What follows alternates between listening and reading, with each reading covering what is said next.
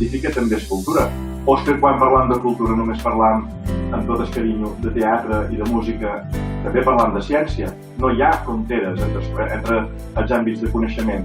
Amb la necessitat de caminar junts, precisament perquè tots els reptes aquests científics i tecnològics que escoltarem aquests dies tenen, evidentment, un vessant humanístic, perquè es refereixen al que deia la Carme. Tot això ens està canviant la manera de viure, la manera de relacionar-nos amb les coses i, sobretot, la manera de relacionar-nos entre persones. Però si fem una reflexió sobre com ha evolucionat en les darreres 2 dècades l'economia de Menorca, sabem que s'ha turistitzat, això ho sabem tots. Sabem que avui en dia el 80% del producte interior brut de Menorca o és turisme o és sector serveis estretament vinculat al turisme.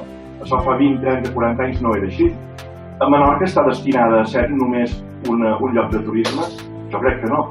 Els menorquins, en altres èpoques, diria fins i tot més complicades que l'actual, hem sabut inventar-nos Menorca, una nova Menorca, quan hem tingut un temps de crisi.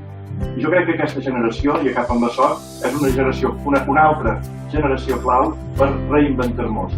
Fer ciència i fer tecnologia a Menorca és possible.